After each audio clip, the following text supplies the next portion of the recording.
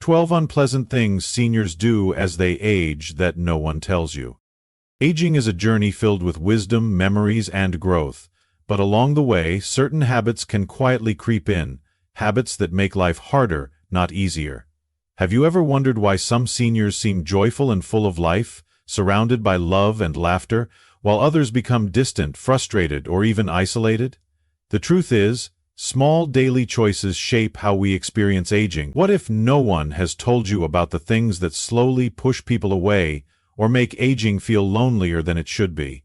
Many of these behaviors are so subtle that they go unnoticed, until the effects are undeniable. Some of these might surprise you, especially 10, because by the time most people realize it, the damage is already done. But here's the good news. You have the power to shape your own aging experience. A fulfilling, connected, and happy life isn't a matter of luck. It's a matter of recognizing and changing the habits that no one talks about. Stick with me as we uncover 12 unpleasant things seniors do and, more importantly, how to change them for a happier, healthier, and more fulfilling life. So before we begin, hit that like button, subscribe, and let's dive in. 1. Holding on to the past too tightly. The Greek philosopher Heraclitus once said, "No man ever steps in the same river twice, for it's not the same river and he's not the same man." His words remind us that time moves forward, and so do we. Yet, many people fight against this natural current, longing for the world they once knew.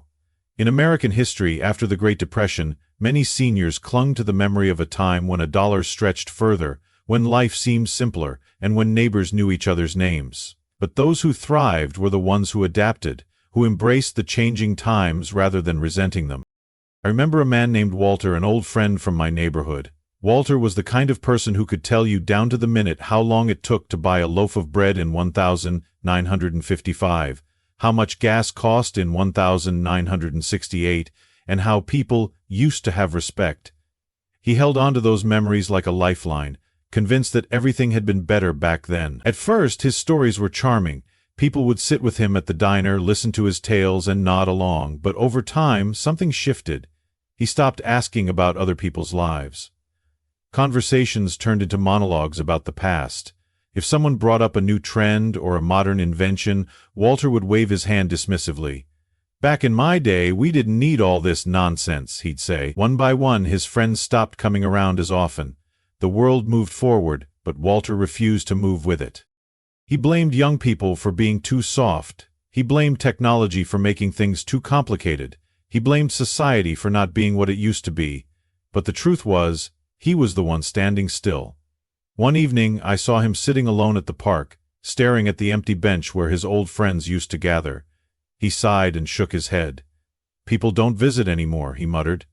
I sat down beside him. "Maybe they would if you talked about today instead of yesterday." He looked at me, startled. "What do you mean?" I smiled gently. "People want to share their lives with you, but you have to meet them where they are. The past is a good place to visit, but you can't live there forever." Walter didn't answer, but I saw something shift in his expression. A realization, perhaps. A few weeks later, I saw him at the coffee shop, chatting with a group of younger folks. He still told his stories, but now he listened, too. He asked about their lives, their families, their world. And just like that, the loneliness that had crept in started to fade. I wonder, how many of us are like Walter, holding on so tightly to the past that we forget to embrace the present? Have you ever struggled with letting go of what once was? Share your thoughts in the comments. I'd love to hear your perspective. 2. Expecting others to always reach out first. The great American poet Ralph Waldo Emerson once wrote, "The only way to have a friend is to be one." In his time, letters traveled by horseback, yet people still made an effort to stay connected. In today's world, with phones in our pockets and instant ways to communicate, many still feel forgotten. But is it truly that others have abandoned us, or have we unknowingly built walls of silence, waiting for someone else to break them first? History teaches us that relationships are like a garden. Neglect them and they wither, nurture them and they flourish. I knew a man once, Henry. A proud man, independent, strong, the kind who never asked for anything. He built his life with his own 2 hands, raised a family, ran a business, paid his dues. But as the years passed, the house grew quiet, the phone rang less, the visits slowed. He never complained, but I saw it in his eyes, the loneliness. Yet he told himself the same story over and over again.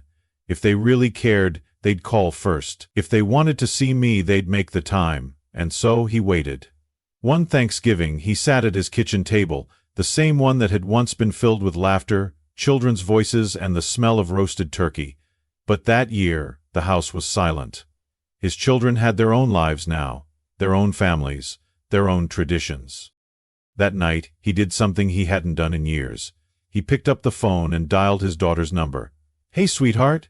"Dad, it's so good to hear from you," she said, with surprise and joy in her voice. They talked for an hour, about everything, about nothing, and for the first time in a long time, Henry didn't feel alone. The next day he called his old friend Joe, then an old neighbor, then his brother. And do you know what happened? People started calling him back. A week later he got an invitation to dinner. The next month he met an old friend for coffee. The world hadn't forgotten about Henry. He had just forgotten that love needs tending, that friendships need effort, that sometimes we have to be the ones to reach out first. So, I ask you, have you ever sat waiting for someone to call when maybe they were waiting for you too? Share your thoughts in the comments. Who is someone you've been meaning to reach out to? Maybe today is the day. 3. Complaining more than expressing gratitude. The great American writer Mark Twain once said, "Don't complain and talk about all your problems. 80% of people don't care, and the other 20% are glad you have them." Though humorous, there's deep truth in his words. History is filled with those who faced hardship yet chose gratitude over bitterness. During the Great Depression, families who had next to nothing still gathered around dinner tables, singing songs and telling stories. They understood something powerful. Gratitude is not about what you have, but about how you see the world. The moment we choose gratitude over complaint, our lives and our relationships begin to change. I once had a friend named Edgar. A good man, honest and hardworking, but as the years passed he developed a habit of noticing everything wrong. Every conversation started the same way. "My back's killing me. Kids these days don't have respect. The price of bread? Unbelievable." He didn't mean harm. He thought he was just making conversation. But slowly people stopped calling, stopped inviting him over. One evening, he sat alone at the diner where he used to meet his friends. As he stirred his coffee, he overheard a young man at the next table laughing. The boy had just lost his job, but instead of complaining, he was joking about it. "Maybe I'll start a dog-walking business," he laughed. His friend laughed with him. Edgar sat there, thinking, when was the last time he laughed about something? When was the last time he looked at life with hope instead of frustration? The next day, he tried something different. When his neighbor asked how he was, he fought the urge to list his aches and pains. Instead, he said, "You know what? I saw the most beautiful sunrise this morning." His neighbor smiled. "That sounds nice." Encouraged, Edgar kept going. He complimented the waitress at the diner. He told an old friend about a funny memory, instead of complaining about the news. And something happened. People started leaning in. Conversations lasted longer. The loneliness that had crept into his life slowly faded. He hadn't changed the world, he had changed himself, and that was enough. So, tell me, have you ever noticed how some people brighten a room while others drain it? Which one do you want to be? Let's talk in the comments. What's something you're grateful for today? 4. Neglecting physical touch and affection. The great American psychologist Abraham Maslow once wrote, "The ability to be in the present moment is a major component of mental wellness. But being present isn't just about thoughts, it's about connection." In Native American culture, touch has always been sacred, a way of sharing energy, love, and respect. Elders bless children by placing a hand on their heads. Friends greet each other with firm, meaningful handshakes. But in today's world, where personal space is emphasized, many have forgotten the healing power of human touch. Science confirms what ancient traditions already knew. We thrive when we are held, comforted, and physically connected to those we love. I once knew a woman named Margaret, strong, independent, the kind of woman who never showed weakness. She had lived through war, loss, and the changing times. And somewhere along the way she had stopped reaching out. It wasn't intentional, it just happened. Her husband had passed, her children grew up, and one day she realized it had been years since she had been hugged, truly hugged, in a way that made her feel safe. One afternoon she went to visit her grandson Charlie. He was 8, full of life, always running, always laughing. When she arrived, he raced to the door, grinning ear to ear, but instead of wrapping his arms around her like he used to, he stopped short. "Hi, Grandma," he said, bouncing on his toes. She smiled, but inside something ached. She wondered when things had changed. When did affection become something only for the young? That night, as she sat in her quiet home, she thought of all the people she had seen that week. The cashier at the grocery store, the neighbors on their morning walks, the woman who sat next to her at church. Not once had she reached out. Not once had she extended her hand or embraced someone first. The next time she saw Charlie, she didn't wait. As soon as she walked in, she pulled him into a hug. "I've missed you, kiddo." Charlie hugged her back, tighter than she expected. "I missed you too, Grandma." And just like that, something shifted. The next time she saw an old friend, she reached for their hand. When her neighbor told her good news, she patted their shoulder. Slowly, warmth returned to her life. Not through words, but through touch. So tell me, when was the last time you truly embraced someone? When was the last time you let yourself be held? Let's talk in the comments. Who is someone you want to reach out to today? 5. Becoming too set in routines. The great American inventor Thomas Edison once said, "If we did all the things we are capable of, we would literally astound ourselves." History is filled with those who thrived because they embraced change rather than resisted it. Take Eleanor Roosevelt. Born into a world that expected women to be silent, she redefined the role of First Lady, stepping into politics, activism, and public speaking. She never let routine define her, proving that life doesn't end when comfort begins. It begins when curiosity is embraced. The moment we stop exploring, we stop growing, and growth is the key to staying truly alive. I once knew a man named Frank. He was a man of habit. Woke up at 6, had his coffee black, read the newspaper front to back, and ate the same breakfast, 2 slices of toast and an egg, every day for decades. Lunch was always a ham sandwich. Dinners rotated between the same 4 meals.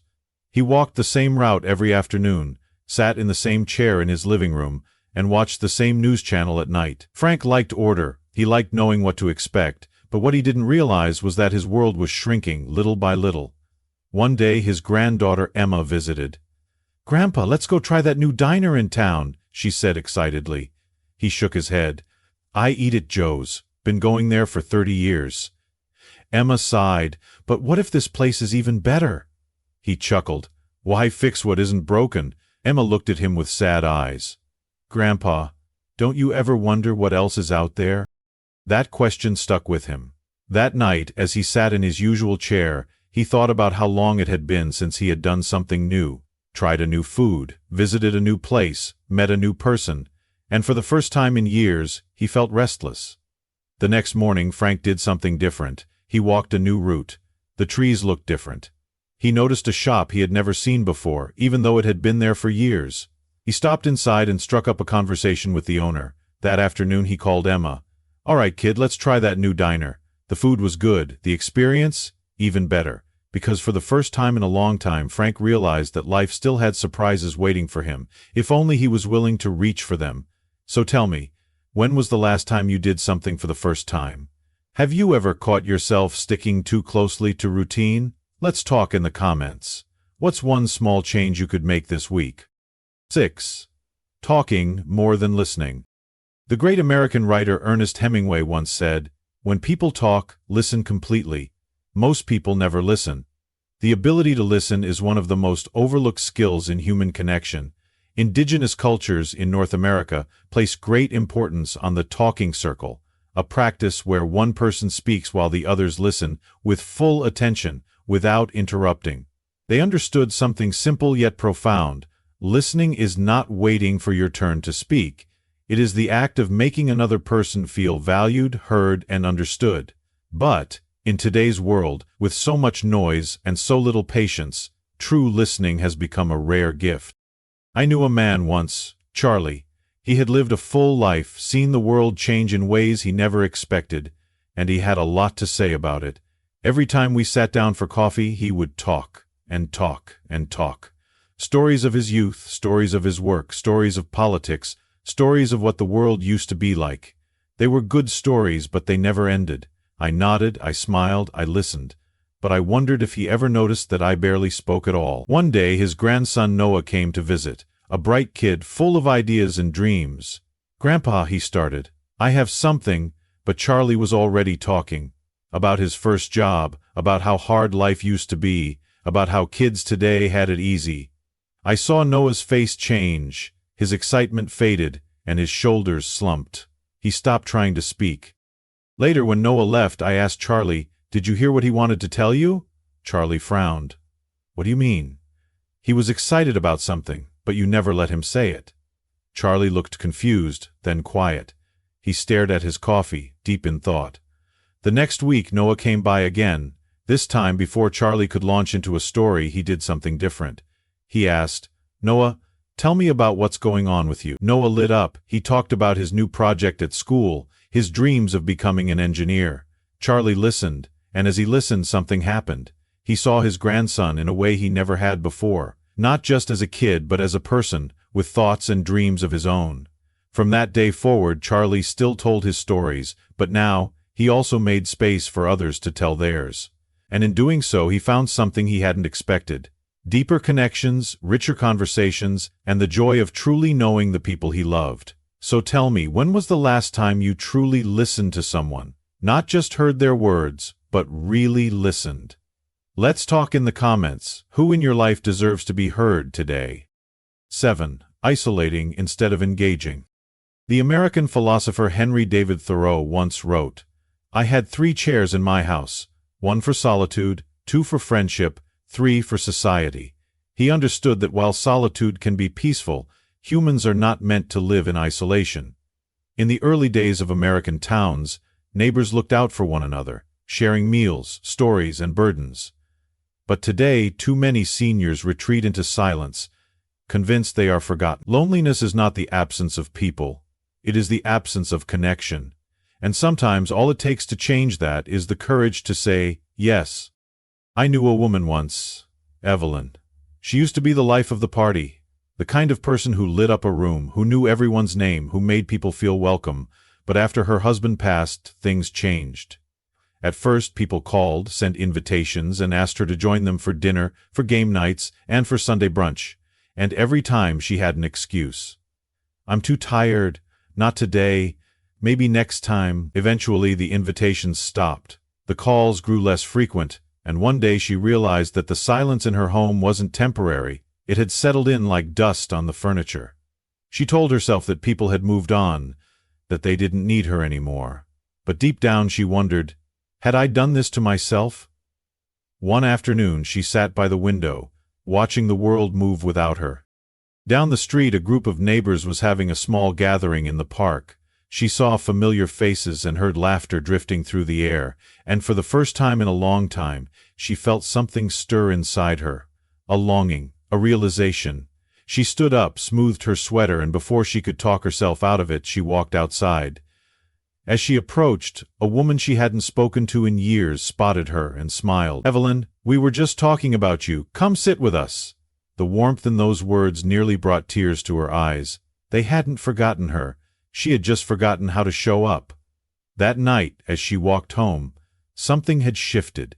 The loneliness wasn't as heavy. The silence didn't seem so loud. And it all started with one choice: to say yes. So tell me, have you ever felt isolated, only to realize that connection was waiting for you all along? Let's talk in the comments. What's one invitation you can say yes to this week? 8. Ignoring personal appearance.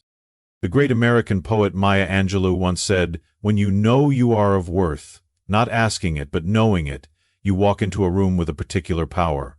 Throughout history, those who held their heads high, who took pride in their presence, commanded respect. In the early days of America, even during the harshest of times, people dressed their best for church, for gatherings, for themselves. It wasn't about vanity, it was about dignity. How we present ourselves to the world reflects how we feel inside, and when we take care of ourselves, the world takes notice. I once knew a man named Joe.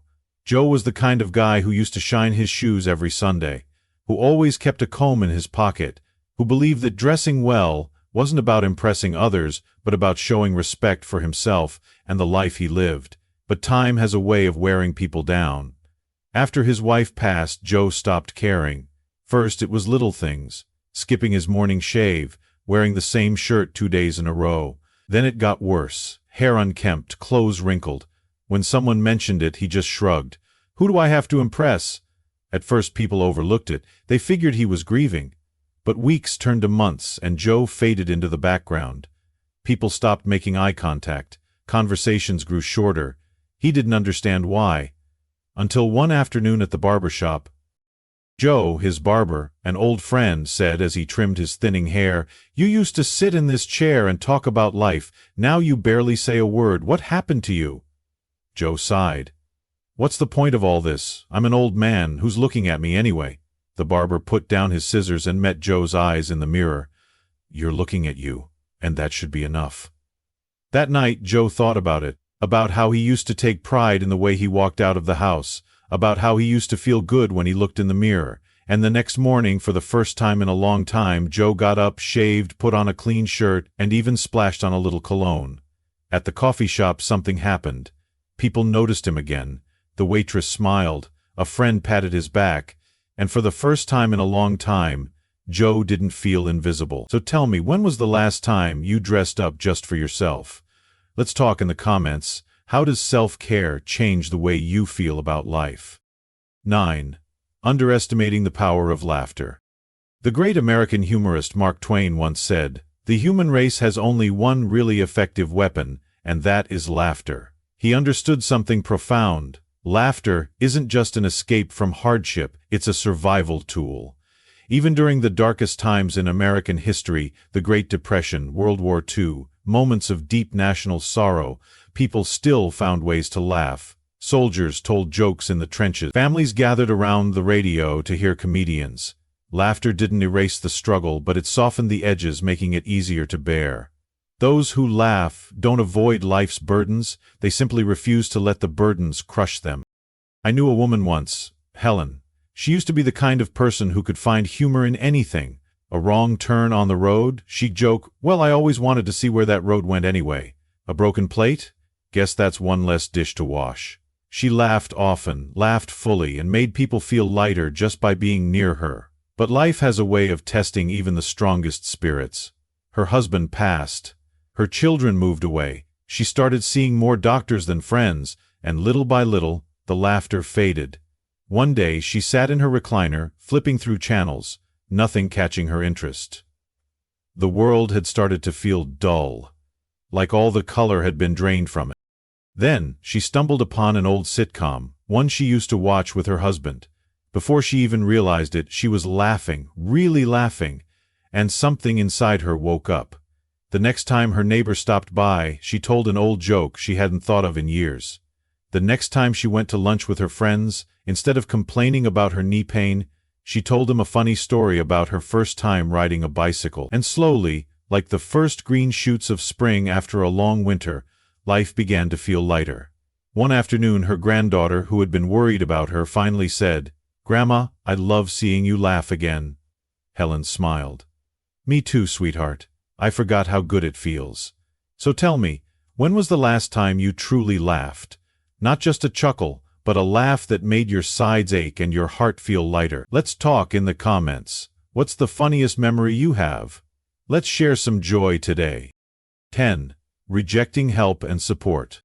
The great American leader Benjamin Franklin once said, "Tell me and I forget, teach me and I may remember, involve me and I learn." He understood that wisdom isn't just about knowing things, it's about accepting help when it's needed and allowing others to be part of your journey. In the early days of American pioneer life, no one survived alone. Communities thrived because neighbors helped neighbors, young helped old, and strong helped weak. But somewhere along the way, asking for help became something people felt ashamed of, as if independence meant doing everything alone. But true strength isn't in doing everything yourself. It's in knowing when to accept a hand. I knew a man once, Robert. Robert had always been self-sufficient, the kind of man who fixed his own roof, changed his own tires, and never let anyone carry his bags. He had grown up in a time when men didn't ask for help, they just figured it out. But age has a way of humbling even the strongest among us. One winter morning, after a storm had blanketed the streets in ice, Robert decided to shovel his driveway. His neighbor, a young man named Ethan, saw him struggling and jogged over. "Hey, Mr. Robert, let me help you with that." Robert tightened his grip on the shovel. "I've been doing this since before you were born, kid. I've got it." Ethan hesitated but stepped back. Robert continued, gritting his teeth through the aches in his back, determined to finish. But just as he went to lift another pile of snow, his feet slipped. The world spun, and in a blink he was flat on his back, the breath knocked out of him. Ethan rushed over. "Are you okay?" Robert lay there, staring at the sky. He felt foolish, not just because he had fallen, but because he had let his pride put him there. Ethan extended a hand. This time Robert took it. That fall changed him, not just physically but mentally. He started letting people in. When his granddaughter offered to set up his new phone, he let her. When a neighbor offered to pick up groceries, he said yes, and something unexpected happened. He didn't feel less independent, he felt more connected. So tell me, have you ever refused help, only to realize later that you needed it? Let's talk in the comments. What's one thing you've learned about accepting support? 11. Letting fear of technology create distance. The great American scientist Carl Sagan once said, "Somewhere, something incredible is waiting to be known." Every new invention, every piece of technology that once seemed impossible, started as something unfamiliar. When the telephone was introduced, people feared it would ruin human interaction. When television arrived, they worried it would make books obsolete. Yet in time, these very technologies became tools that brought people closer together. The world moves forward, and we must move with it, not because we have to, but because it allows us to stay connected to the people and experiences that matter most. I knew a woman once, Dorothy. She was a proud woman, sharp as a tack, but stubborn as they come. She had raised 4 kids, run a household, and never backed down from a challenge. But when it came to technology, that was where she drew the line. "I don't need a smartphone," she would say. "I don't need Facebook or FaceTime or whatever else these kids are using." Her daughter, Emily, tried to convince her. "Mom, it's just another way to stay in touch," Dorothy waved her off. "If people want to talk to me, they can call the house phone." And so, the world around her kept moving, but she stayed still. At first she didn't notice the distance, but slowly it crept in. She missed the little moments, the photos of her grandson's first day of school, the video calls where her great-granddaughter learned to say Grandma, the group messages where her family shared their daily lives. They were all still there, still loving her, still thinking of her. She just wasn't part of it. One evening, she sat alone in her living room, the silence heavier than usual. Her old friend Martha had passed the week before, and it hit her. "I don't want to disappear while I'm still here." The next morning, she made a decision. She called Emily. "All right," she said. "Show me how to do this FaceTime thing." The first call was awkward, her finger covered half the screen, and she kept shouting as if the phone were a megaphone. But then, there it was, her grandson's smiling face, live, right in front of her. "Hi, Grandma." Dorothy's heart swelled. In that moment she realized something. It wasn't about the technology, it was about the people on the other side of it. So tell me, have you ever resisted something new, only to later realize it could bring you closer to the ones you love? Let's talk in the comments. What's one piece of technology you've learned to use recently? 12. Forgetting to dream. The great American poet Langston Hughes once asked, "What happens to a dream deferred?" His words remind us that dreams are not bound by age. They only fade when we stop believing in them. In American history, some of the greatest accomplishments came from those who refused to let time define their limits. Grandma Moses began painting in her 70s. Colonel Sanders built an empire when most people were retiring. Dreams do not expire with youth. They wait for us to claim them, no matter how many years have passed. The only true limitation is the one we place on ourselves. I knew a man once, Walter. Walter had lived a good life, raised a family, built a career, and did everything a man was supposed to do. But at 75, something had changed. He wasn't unhappy, just still. Each day looked the same. Morning coffee, the newspaper, a walk around the block. He told himself he was content, but deep down he wondered. Was this all that was left? One afternoon his granddaughter Lily came to visit. She was a dreamer, always talking about what she wanted to do. "Grandpa," she asked, "what's something you've always wanted to do but never got the chance?" Walter chuckled. "Oh, I don't know, sweetheart. That's for young folks." But Lily wouldn't let it go. "Come on, there's got to be something." He thought for a moment. "Well, when I was a boy I wanted to learn to play the piano."